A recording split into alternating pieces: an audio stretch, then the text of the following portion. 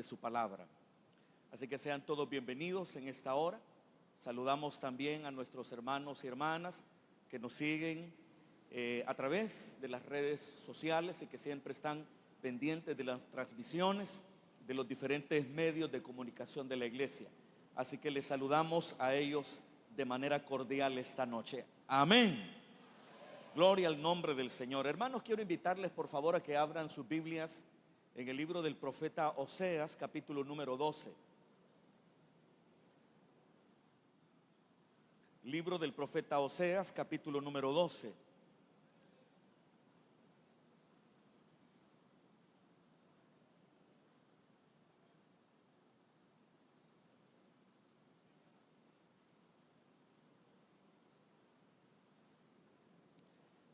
Oseas, capítulo número 12, versículos del 1 al 4.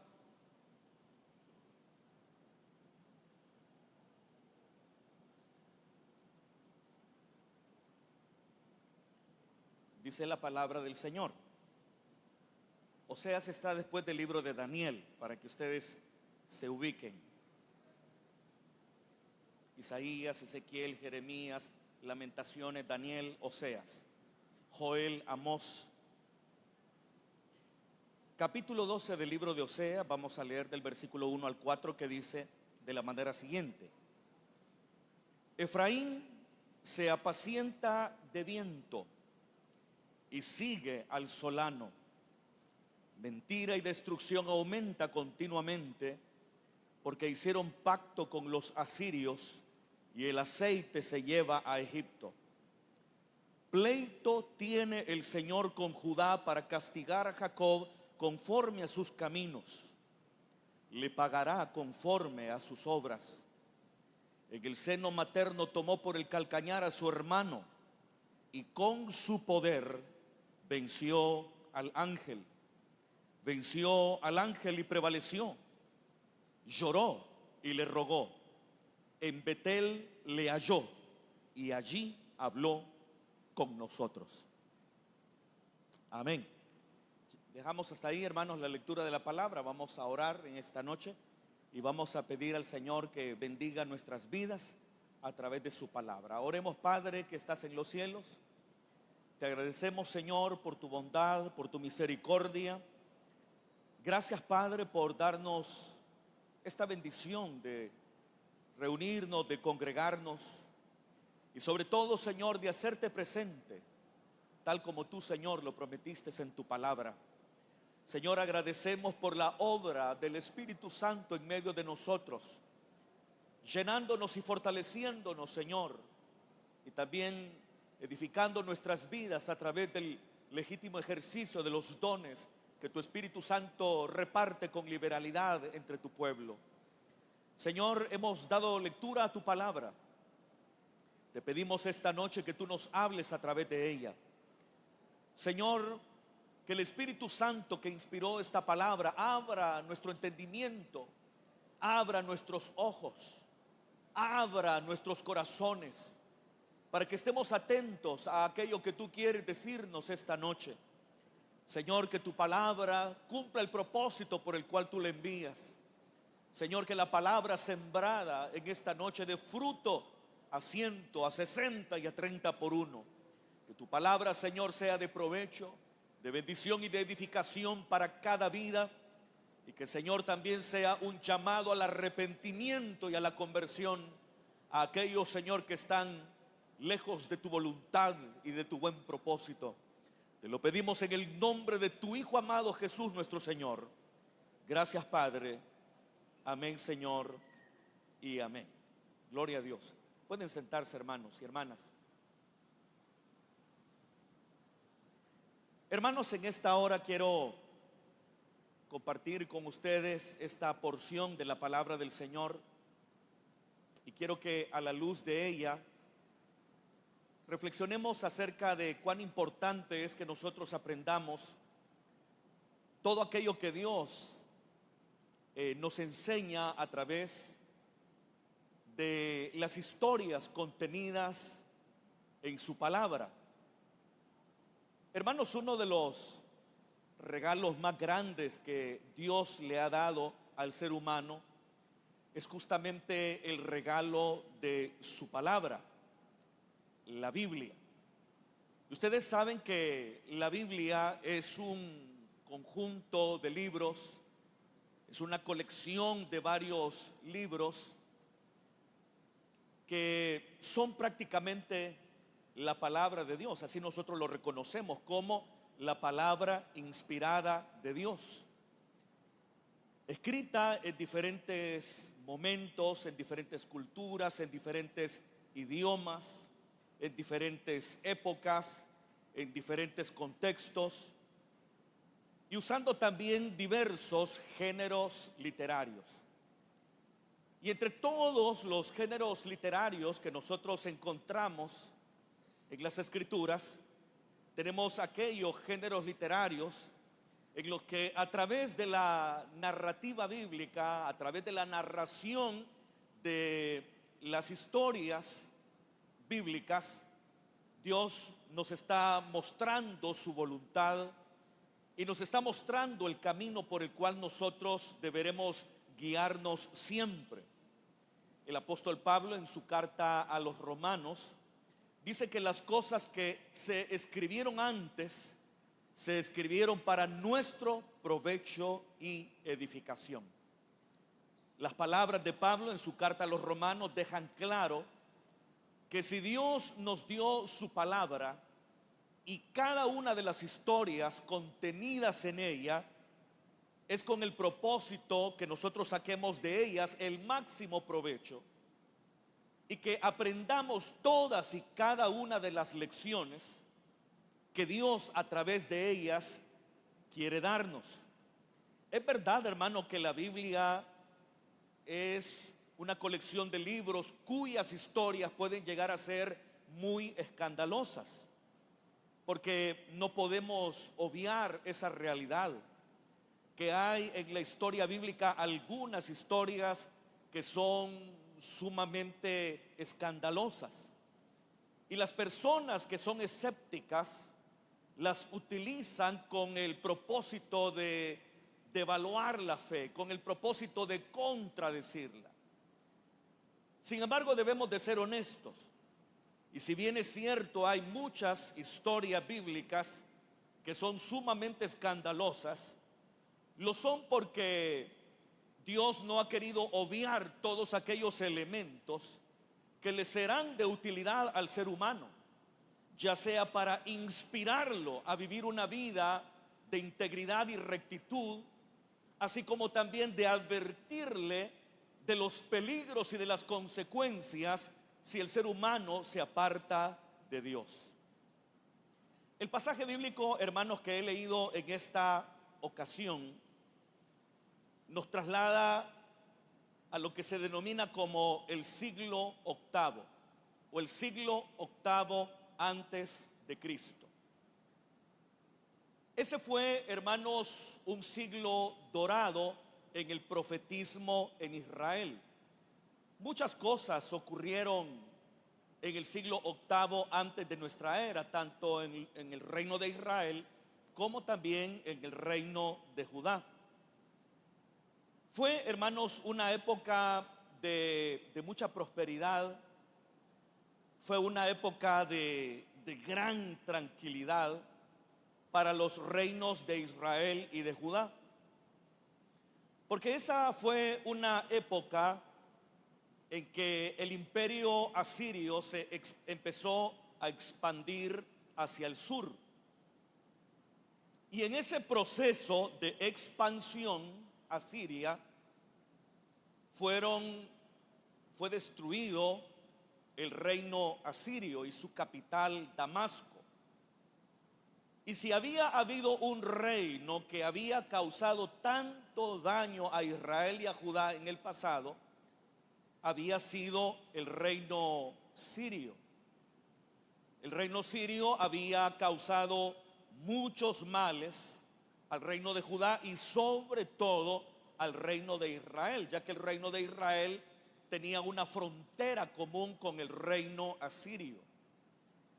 Sin embargo, en esa época el imperio asirio se empieza a expandir empieza a tener alianzas, por ejemplo, con Israel, y esto trajo como resultado la destrucción completa de Siria y de Damasco, su capital. Ahora que el reino sirio ha desaparecido, los reinos de Israel y de Judá tienen respiro. Y eso les permite tener una época de esplendor, una época de gran tranquilidad y paz. Si ustedes leen los reinos de los reyes de Judá y de Israel en esa época, se van a dar justamente cuenta de lo que les estoy diciendo. Se vivió una época de mucha paz, una época de mucha tranquilidad.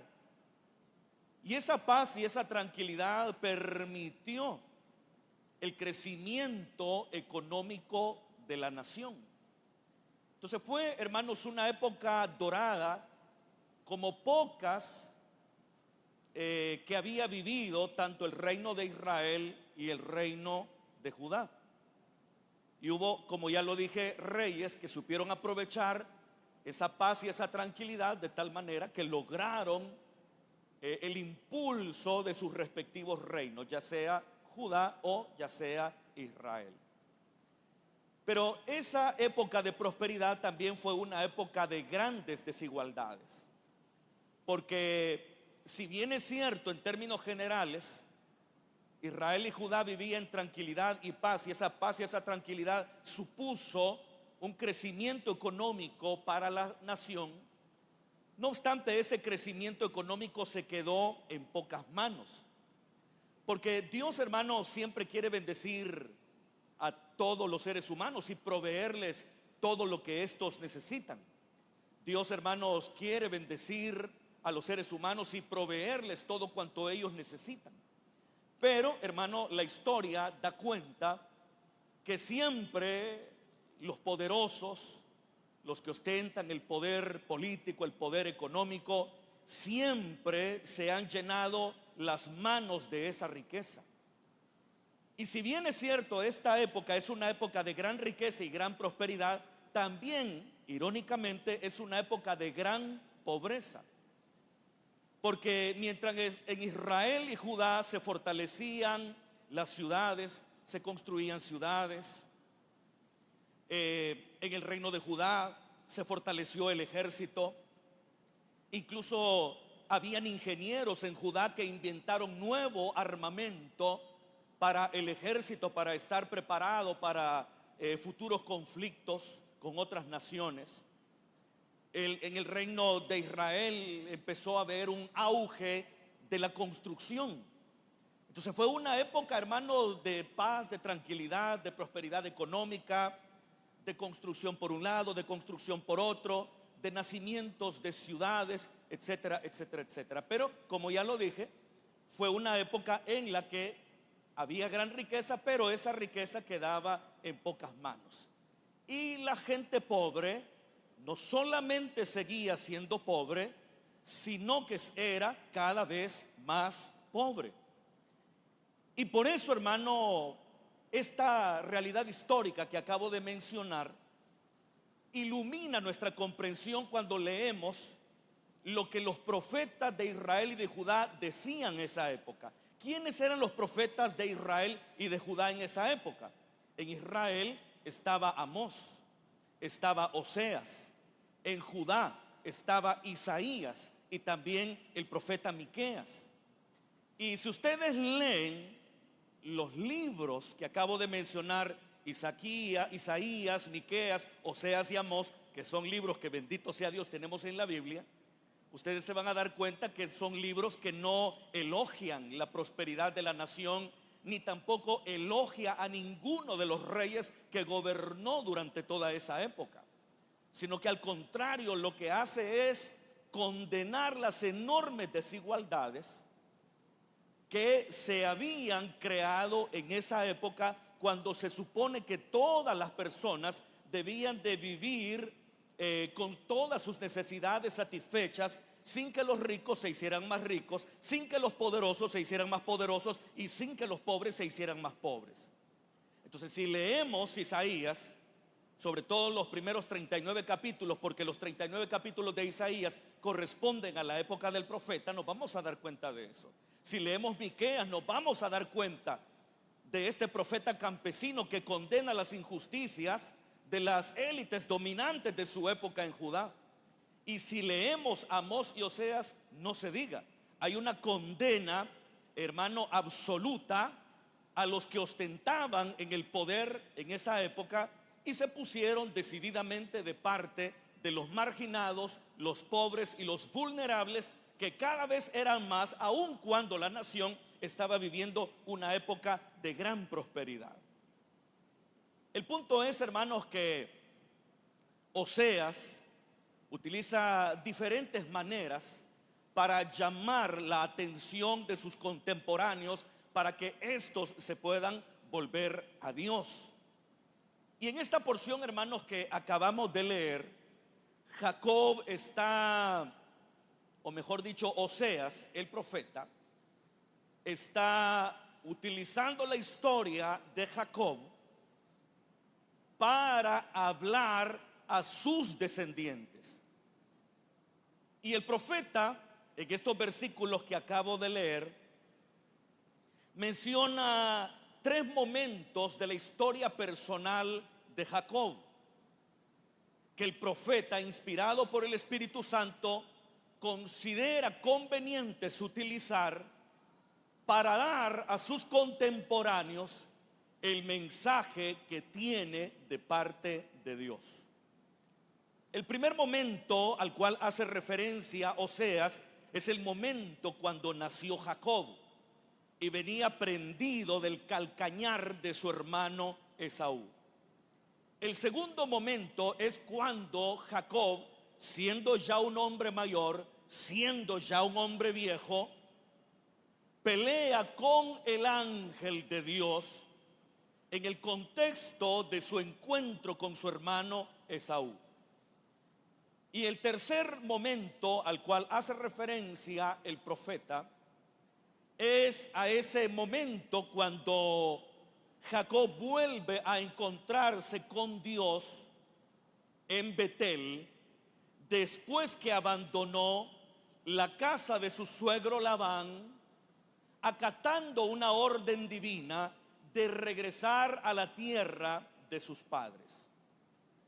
Lo primero, hermanos, que notamos en esta porción que hemos leído es que el Señor tiene un pleito con Jacob y también con Judá. Eso es lo que dice el versículo número 2, que Yahvé tiene un pleito con Judá y también con Jacob.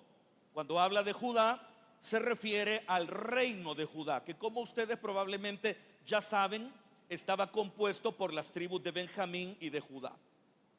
Y cuando se refiere a Jacob, o en algunas ocasiones se refiere a Efraín, está haciendo alusión al reino norteño, constituido por las 10 tribus restantes. Pero ahí el profeta dice: yo tengo un pleito con Jacob, yo tengo un pleito con Judá. Es irónico que Dios esté en pleito con una nación que tiene paz, está en pleito con una nación que está prosperando. Pero claro, Dios evalúa la realidad de los pueblos desde una perspectiva diferente muchas veces a los mismos pueblos. Dios tiene una perspectiva totalmente distinta. Y en Israel y Judá estaban pasando cosas que Dios detestaba, y de ahí que se diga que Él tiene un pleito tanto con el reino sureño de Judá como también con el reino norteño de Israel, llamado Jacob, como también Efraín. Y dice: le voy a pagar conforme a sus obras. Y a continuación menciona el primer momento histórico del patriarca. ¿Y cuál fue ese momento histórico? Cuando él nace. Versículo número 3. ¿Tienen sus Biblias abiertas, hermanos? Dice el versículo número 3: en el seno materno tomó por el calcañar a su hermano. Eso es lo primero que se menciona. En el seno materno tomó por el calcañar a su hermano. Esto, hermanos, de alguna manera ya empezaba a mostrar lo tramposo y ambicioso que sería Jacob. De alguna manera, el que él viniera prendido del calcañar de su hermano haría referencia a ese deseo que él siempre tenía de obtener lo mejor. Y por un tiempo en su vida, la obtención de lo bueno la procuró no precisamente a través de medios legítimos, sino que la procuró o lo procuró a través de la trampa, de la suplantación y del engaño. Cuando nacen los gemelos, porque recordemos que la madre de ambos, Rebeca, era estéril, Isaac ora por ella y Dios le concede tener no un hijo, sino tener 2 hijos. El embarazo de Rebeca fue sumamente difícil al punto de desear la muerte. Sin embargo, Dios le reveló que en su vientre habían 2 naciones. Y efectivamente así fue. De Jacob vendría Israel y de Esaú vendría Edom. Entonces son 2 naciones que tienes en tu vientre. Y le dice, el mayor servirá al menor. Entonces nace, hermano Jacob, pero viene prendido del calcañar de su hermano, casi como queriendo decir, yo quiero ser el primero, yo no quiero nacer segundo, yo quiero ser el primero, yo quiero la bendición de la primogenitura.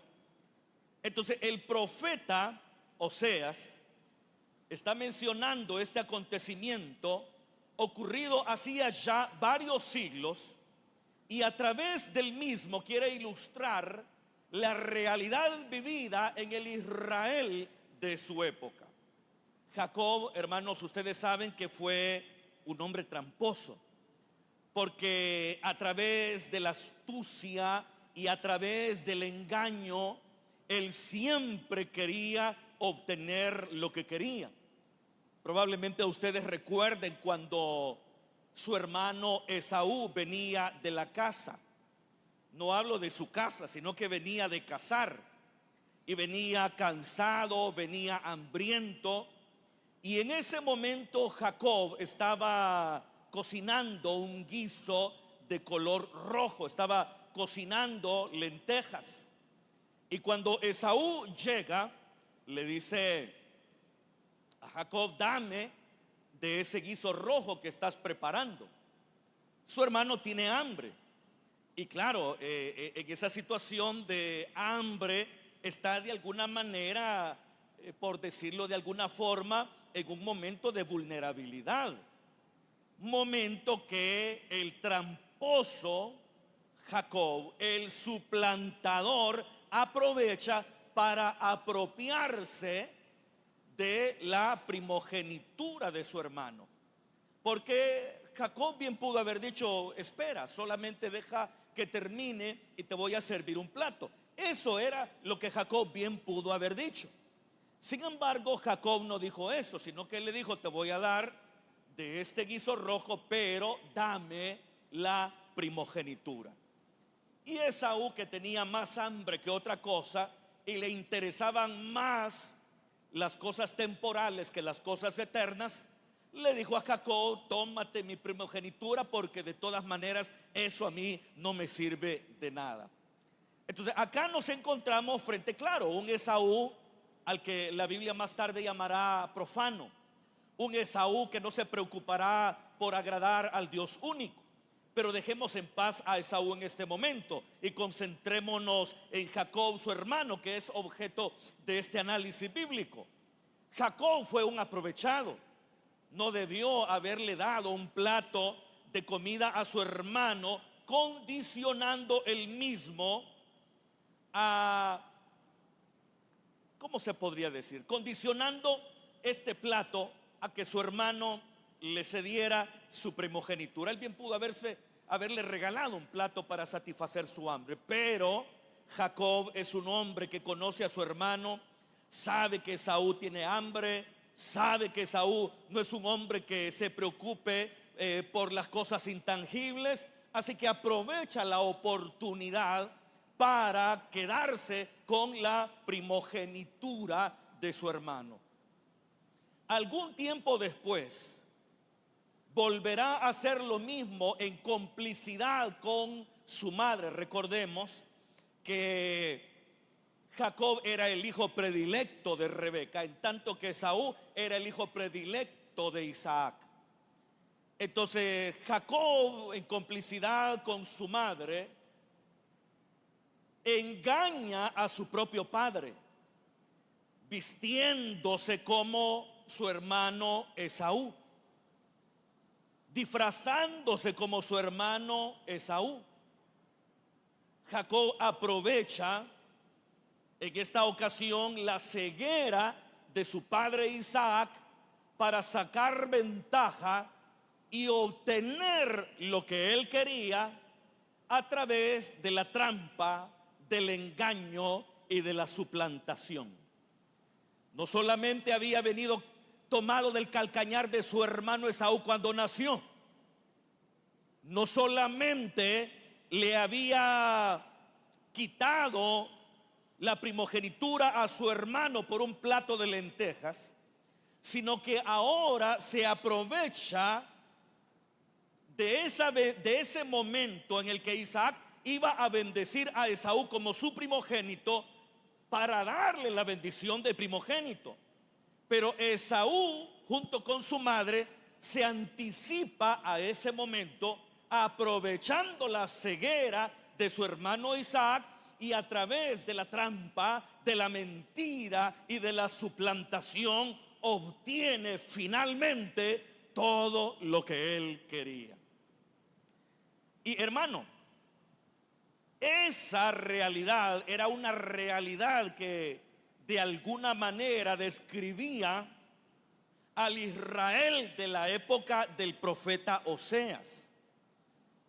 Porque en la época del profeta Oseas, Israel de igual manera, en lugar de confiar en Dios, echaba mano de todos los recursos humanos posibles para garantizar su propia tranquilidad y su propio bienestar. De hecho, hermanos, el versículo número 1 que nosotros leímos se nos menciona a dos potencias de la época, el imperio asirio y también al Egipto de los faraones. De hecho, hermano, el siglo octavo antes de Cristo fue un siglo en el que el protagonismo asirio se hizo bastante grande, bastante evidente. Y eso lo notamos al considerar la historia bíblica. Entonces, durante esa época, hermanos, Israel, el reino de Israel, estoy hablando del reino de Israel en la época de Oseas, que por cierto, hermanos, el rey que gobernaba en Israel durante la época de Oseas se conoce como Jeroboam, pero se le llama Jeroboam II para distinguirlo de Jeroboam I, que fue el primer rey que Israel tuvo como reino dividido en la época de Roboam, el hijo de Salomón. Entonces, por eso al rey Jeroboam de la época del profeta Oseas se le conoce como Jeroboam II, que por cierto los autores bíblicos lo llaman el Salvador de Israel. Así lo llaman, el Salvador de Israel. Pero es todo lo que le conceden a Jeroboam, porque de ahí lo critican por todos lados. El punto es, hermanos, que esa era una época en la que Israel hizo alianzas estratégicas con los poderosos. Hizo una alianza estratégica con Asiria, que en ese momento era una potencia emergente, y que por cierto, sí, era una potencia emergente en esa época. Pero también hizo una alianza con Egipto, le enviaba a Egipto aceite. En Egipto no se producía aceite, entonces Israel exportaba a Egipto el aceite. Eso es lo que dice el versículo número 1, que Israel le enviaba a Egipto aceite. Pero ¿con qué propósito? Con el propósito de congraciarse con el poderoso Egipto. Pero también quiere congraciarse con el poderoso imperio asirio. Entonces llegó un momento en que la política internacional de Israel estaba entre ese delicado equilibrio entre tener una alianza con Egipto y por otro lado tener una alianza con Asiria. Entonces, de alguna manera, esa política internacional tramposa, que de alguna manera le garantizaba la tranquilidad a Israel en esta época, esa política tramposa tan denunciada por los profetas. De hecho, hermano, en el libro de Oseas aparece por lo menos en 4 ocasiones el nombre Asiria. Es decir, hermano, Oseas era un profeta antiasirio. Antiasirio. Es más, ¿cómo llama Oseas a Israel en esa época? Por ejemplo, en el contexto de la construcción de relaciones políticas y estratégicas con Asiria. Llama a Israel paloma atolondrada, dice la Nueva Versión Internacional. En la Reina Valera dice paloma incauta. Eso dice Oseas. Le dice a Israel paloma incauta. Paloma atolondrada, traduce la Nueva Versión Internacional. ¿Y lo dice en qué contexto? En el contexto de la construcción de relaciones internacionales estratégicas con el propósito de garantizar el bienestar de la nación, haciendo un pacto ¿con quién? Con Asiria, quien fue el que garantizó la paz de la nación, destruyendo al poderoso reino sirio que tantas veces había dañado a Israel y a Judá.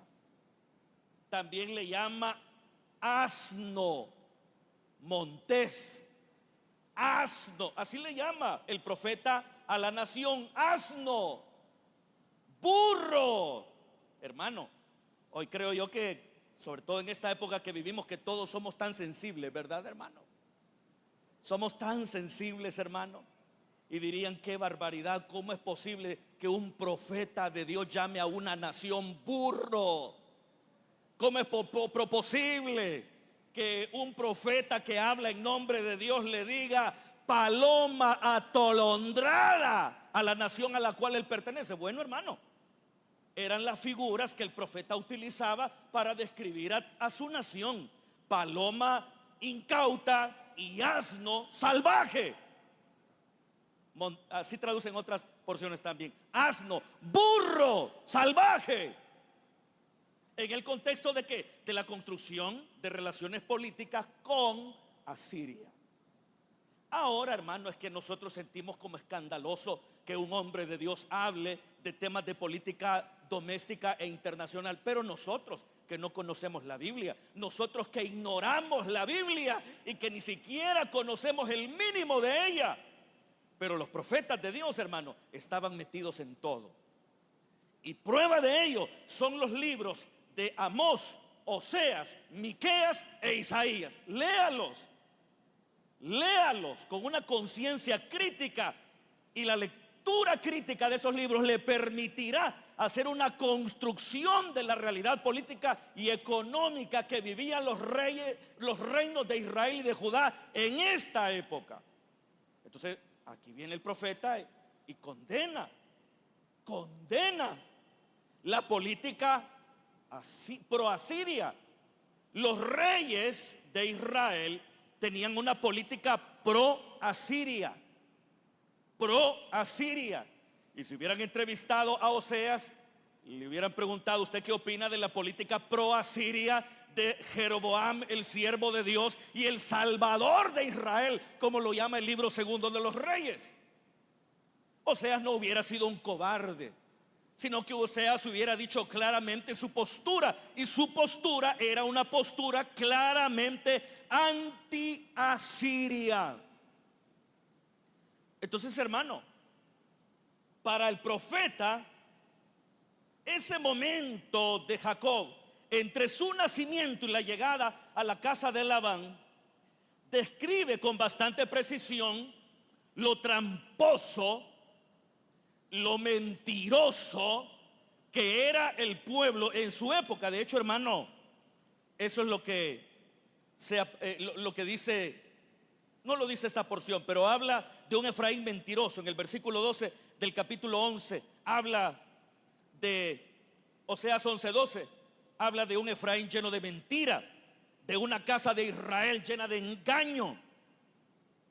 Eso era la realidad de la nación en esa época. Entonces, y a través de la historia de Jacob, está tratando de mostrarle a la nación, a sus descendientes, que ellos están siguiendo el mismo modelo de su padre Jacob. Hermano, uno tiene una influencia importante sobre sus descendientes.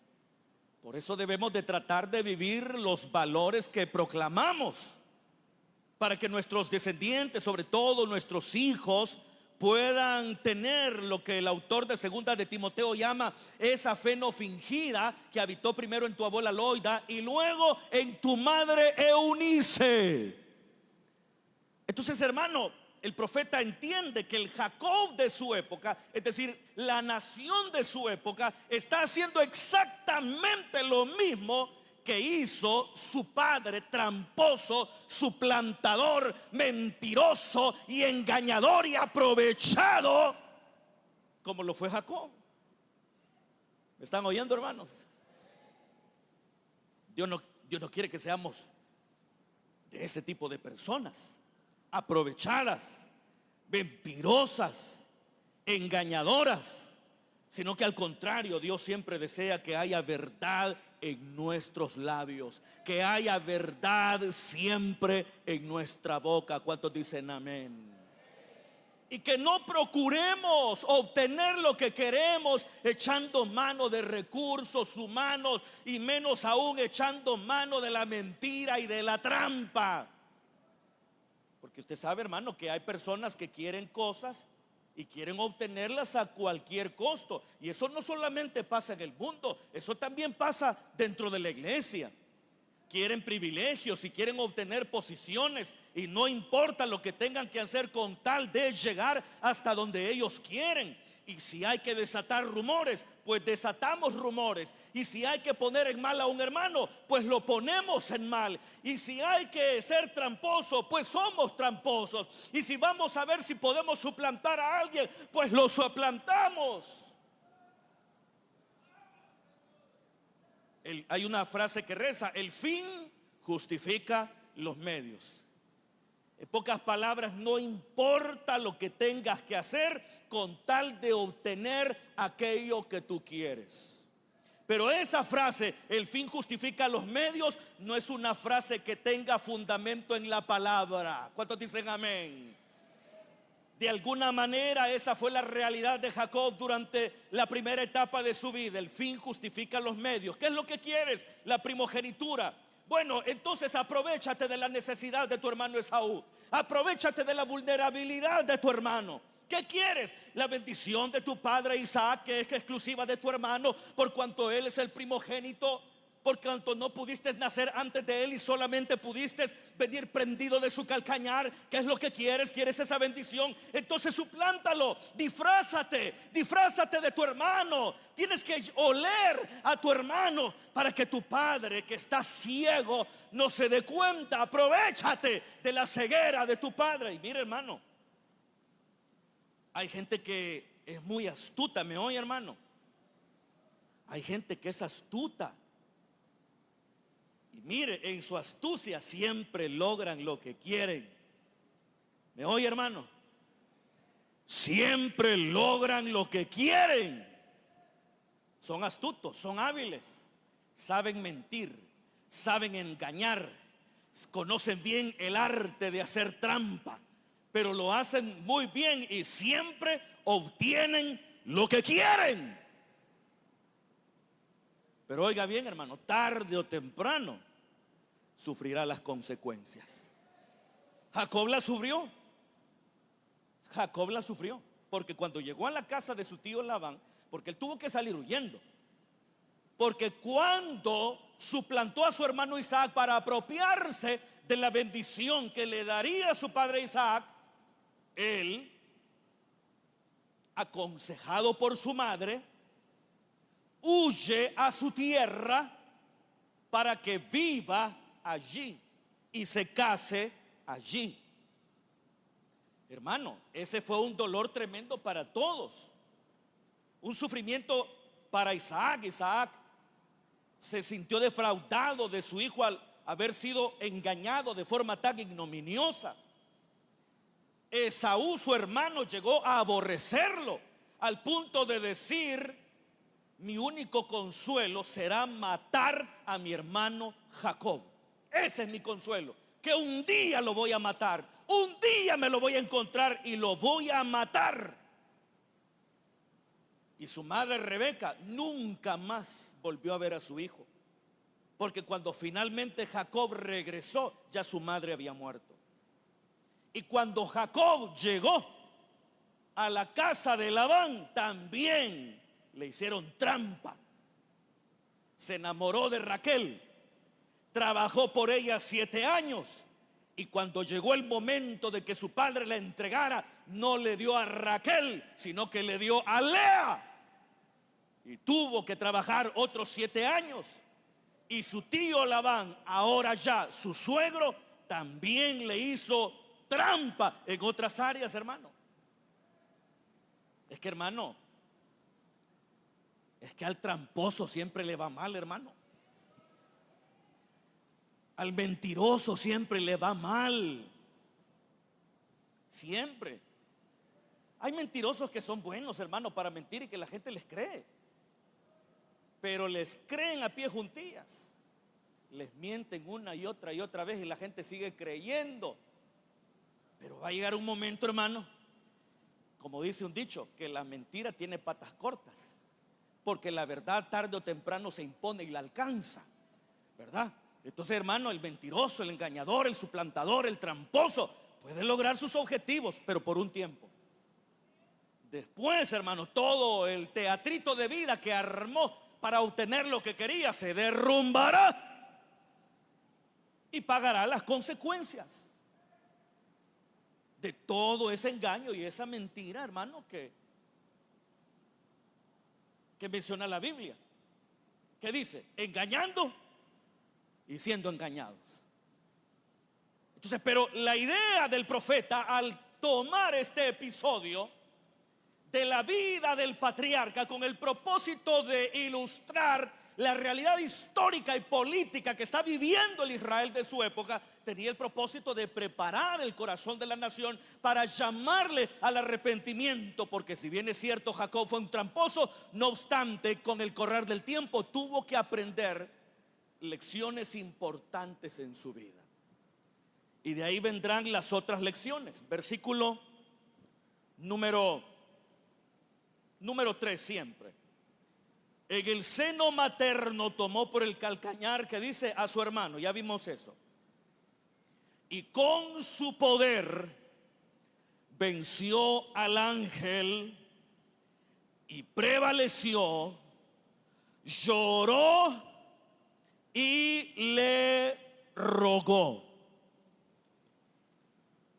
Acá, hermanos, se da un salto de décadas, muchas décadas, desde el Jacob que nació, asido del calcañar de Esaú, el Jacob que por un plato de lentejas se apropió de la primogenitura de su hermano, el Jacob que se disfrazó para obtener la bendición de su padre Isaac, el Jacob que fue engañado por su propio tío, por su propio suegro.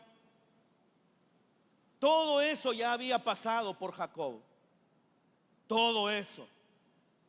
Pero todos esos elementos le permitieron a Jacob ser un hombre que evaluaba su historia personal y tomaba decisiones importantes para cambiar en él todo lo que debía cambiar.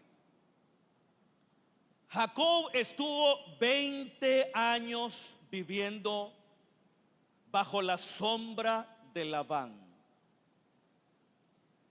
Ya en ese tiempo los hijos de Labán empezaron a ver con malos ojos a Jacob, porque a pesar de que Jacob había sido un tramposo, no obstante Dios lo había bendecido.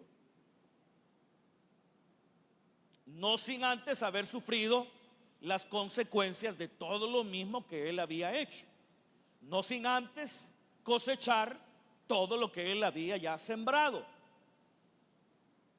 Pero los hijos de Labán ya no veían bien a Jacob y veía a Jacob que el rostro de ellos ya no era el mismo con él. Ya no eran amables con él. Ya veía cierta animadversión en el rostro de la familia de Labán hacia Jacob. Entonces Jacob empezó a entender que había llegado el momento de irse. Y no solo eso, Dios le habló directamente a Jacob y le dijo: vete de aquí. Vete de aquí a la casa de tus padres. Como le dijo Dios a Jacob: vete de aquí y regresa a la casa de tus padres. Ya Jacob era un hombre viejo, ya tenía hogar, ya tenía prácticamente todos sus hijos. Entonces Jacob lo que hace es que emprende el viaje de regreso hacia la tierra de la cual él había salido huyendo 20 años atrás, debido justamente a la exitosa suplantación que él hizo de su hermano Esaú, y de que éste como consecuencia quisiera matarlo. Entonces ahora, hermanos, decide regresar, pero Jacob sabe que regresar a la tierra donde nació, donde creció, suponía encontrarse con su hermano Esaú. Era algo que estaba pendiente.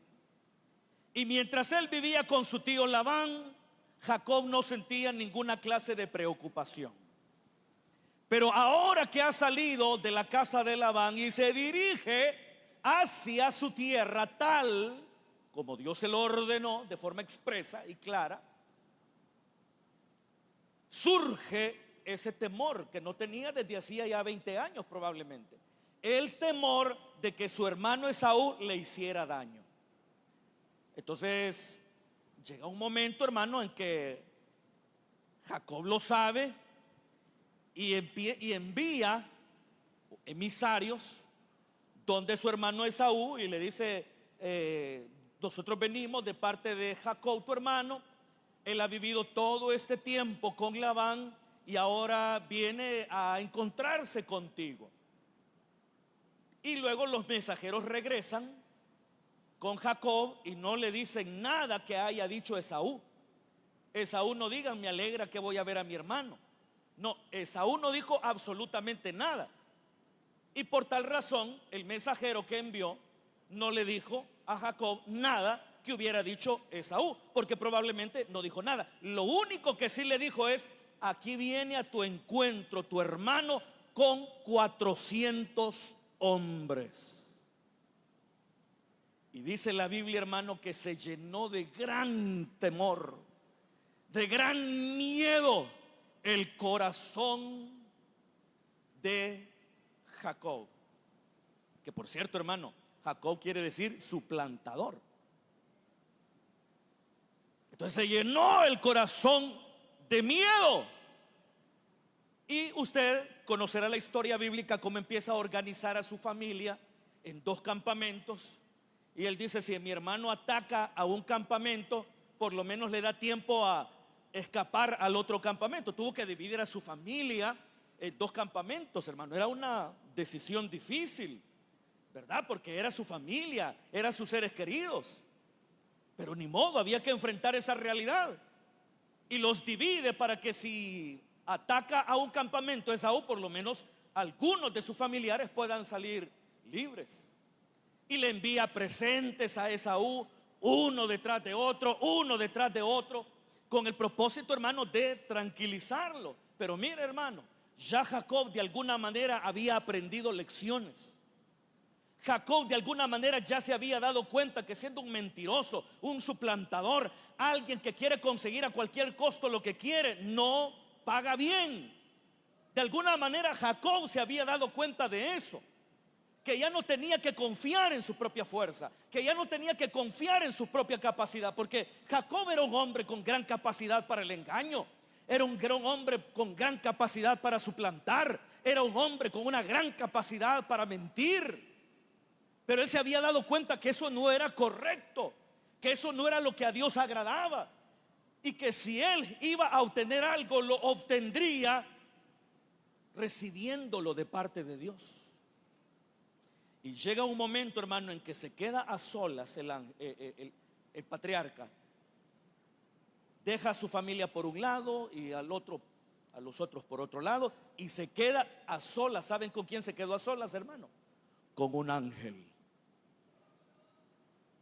Jacob dijo: aquí ya no vale trampa, no vale mentira, no vale engaño, no vale suplantación. Yo aquí necesito de Dios. ¿Cuándo fue eso? Cuando él ya era viejo. Cuando era viejo. La Reina Valera dice: y con su poder venció al ángel. Hay otras traducciones bíblicas que dicen: y en su madurez venció al ángel. Hay otras que traducen: cuando ya era viejo venció al ángel. En pocas palabras, todos los años vividos y las experiencias negativas le habían dado lecciones importantes al patriarca. Y ahora se daba cuenta que no tenía que ser con su capacidad, sino que tenía que ser con la ayuda de Dios. Pero eso era algo que él tenía que arreglar con Dios. Y por eso dice la Biblia que se quedó con un ángel. ¿Y qué hizo con el ángel? Empezó a luchar con el ángel. ¿Qué siente Jacob? Jacob siente miedo, siente temor, porque está a punto de enfrentar a su hermano Esaú. Y cree que su hermano Esaú viene con intenciones hostiles y que posiblemente llegue a matar a su familia con esos 400 hombres armados con los cuales está a punto de recibirlo. Entonces Jacob llega a la conclusión y dice: aquí no tengo a nadie más sino solo a Dios.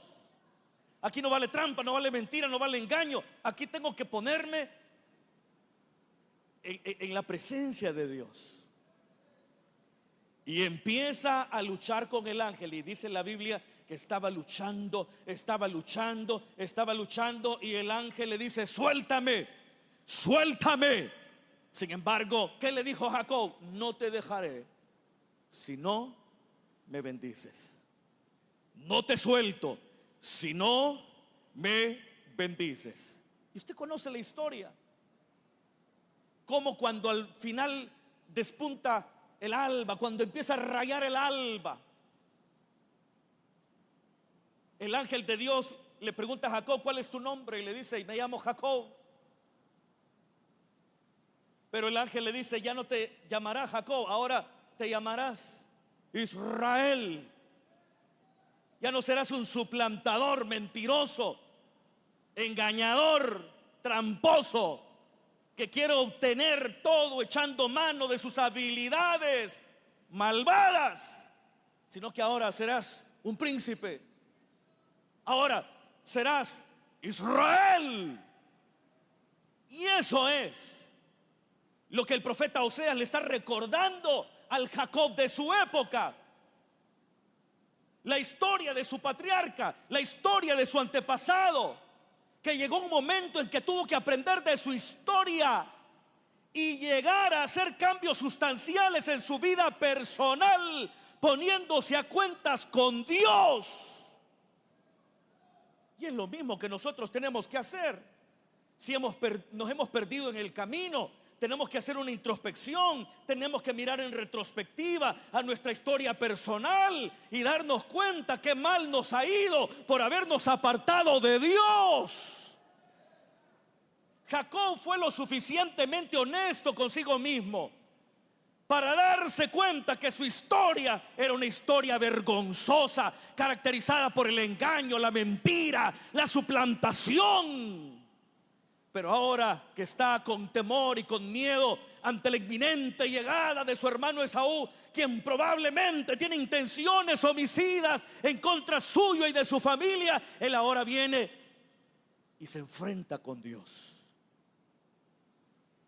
¿Qué pasa? Deja de confiar en él y empieza a confiar en Dios. ¿Me está oyendo, hermano?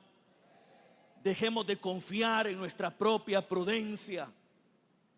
Dejemos de confiar en nuestra propia capacidad.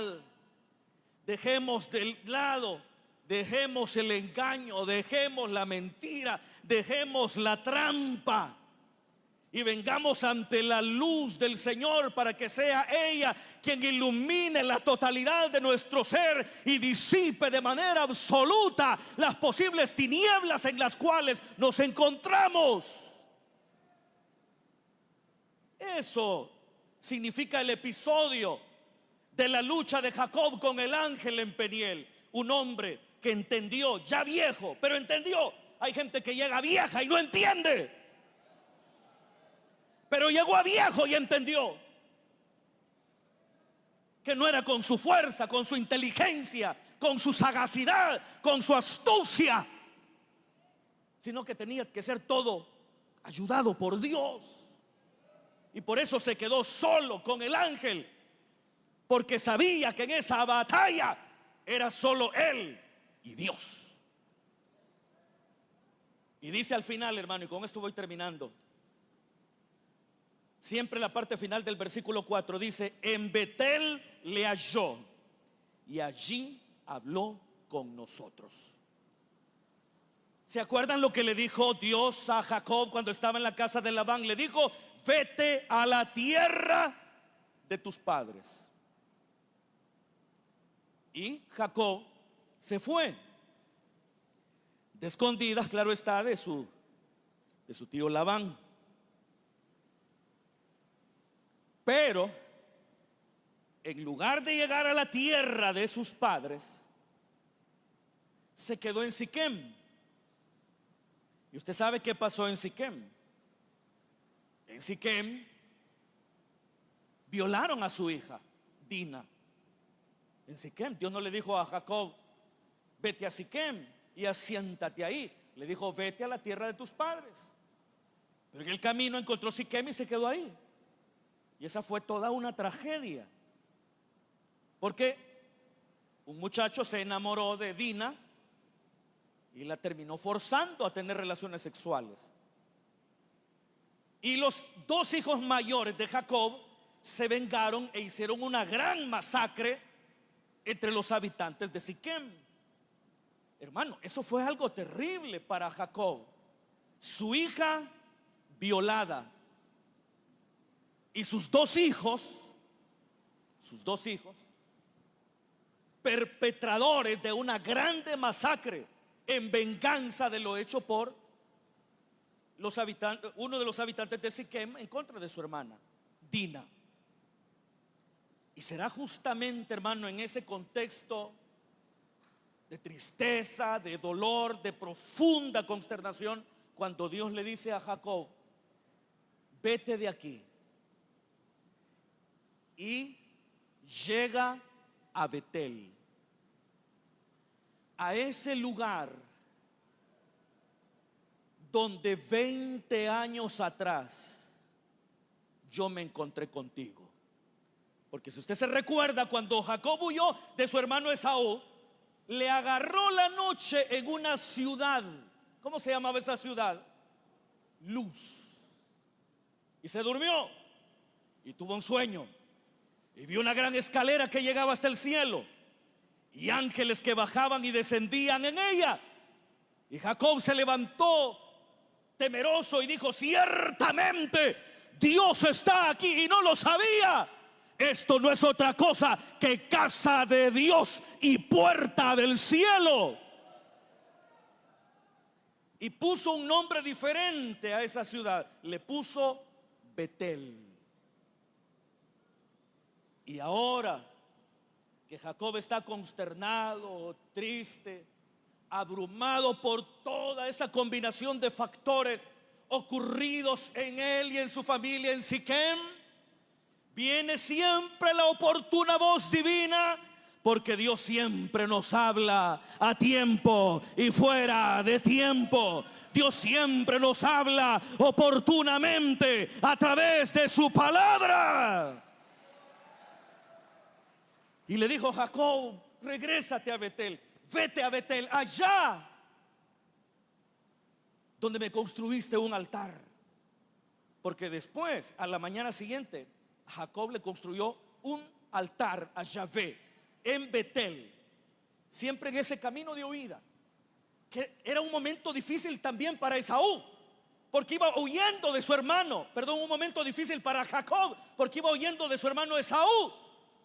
Pero en ese momento difícil, Dios se le apareció, Dios se le reveló y le construyó un altar. Y Dios recordaba la consternación de Jacob cuando huía de su hermano Esaú, que era probablemente una consternación similar a la que ahora estaba viviendo debido a lo acontecido en Siquem. Y le dice: vete a Betel, ahí donde me construiste un altar hace 20 años atrás. Vuelve a Betel. Y Jacob se levanta con su familia de Siquem y le dice: boten todos los ídolos, boten todos los ídolos y vámonos para Betel.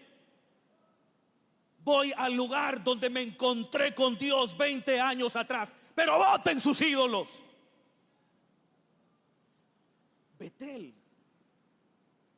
hablaba, hermano, de un cambio radical, de un arrepentimiento verdadero, de un volverse a Dios. Y mira, hermano, ¿sabe qué?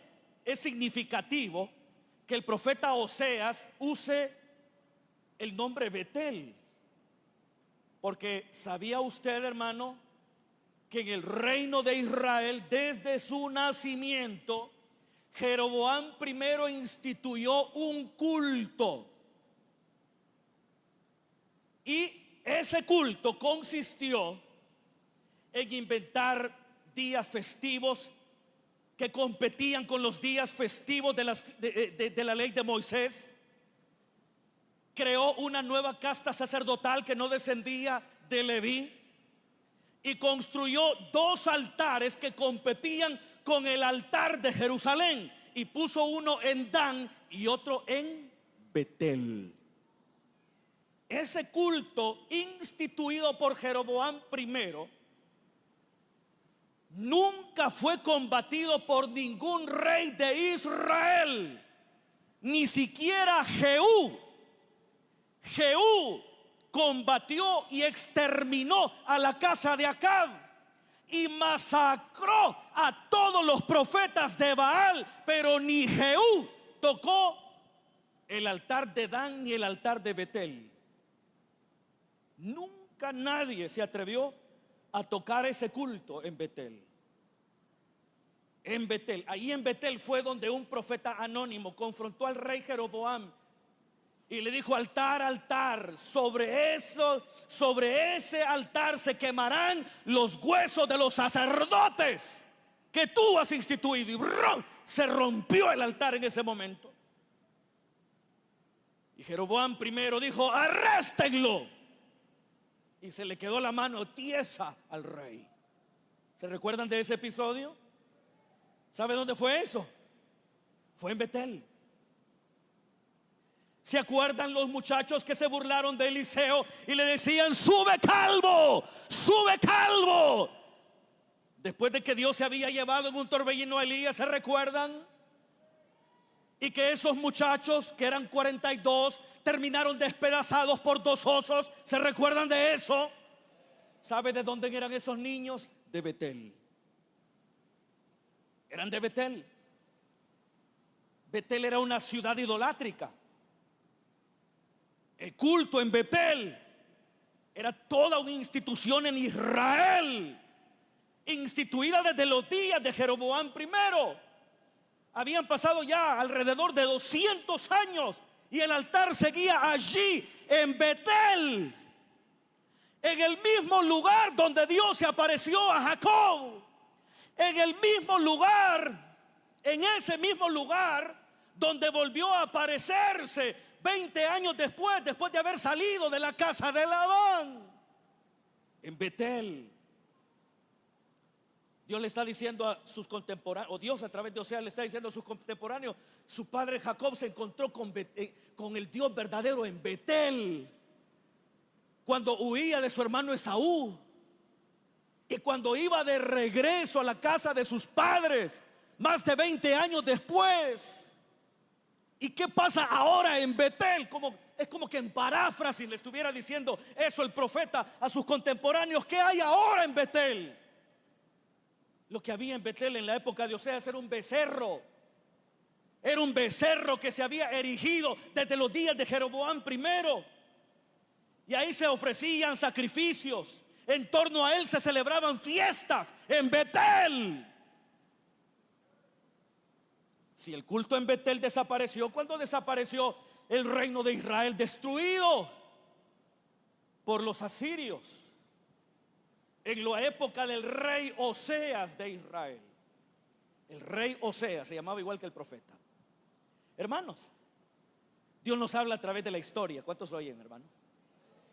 Y Dios le está hablando al Israel de la época de Oseas, contando la historia de su antepasado, ilustrando su vida pasada, su vida vieja, pero mostrándole al mismo tiempo que siendo mayor, siendo viejo, cuando maduró, cambió de vida, aprendió a depender de Dios y no en sus artes engañosas, y aprendió a volverse a ese Dios con el cual él se había encontrado. Aprendió a renovar su relación con Dios en los momentos difíciles de su vida.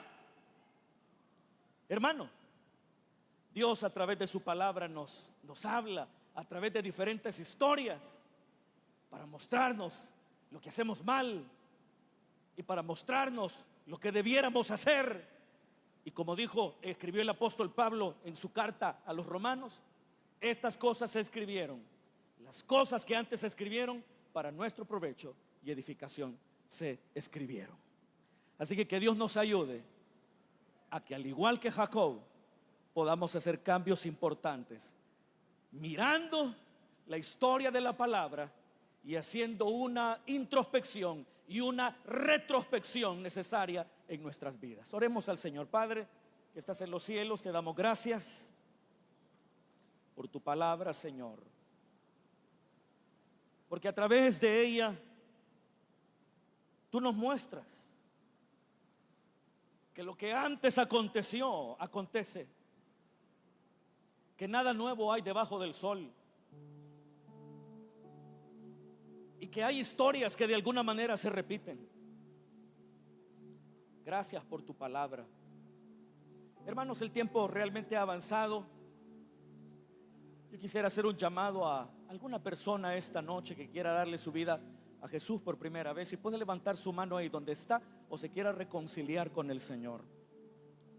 Si hubiera alguna persona que se ha apartado de Dios, que está lejos del Señor y que ahora quiere volver a Él, quiero invitarle para que venga hoy al Señor. La puerta de la salvación está abierta para usted. Él está con los brazos abiertos, dispuesto para recibirle.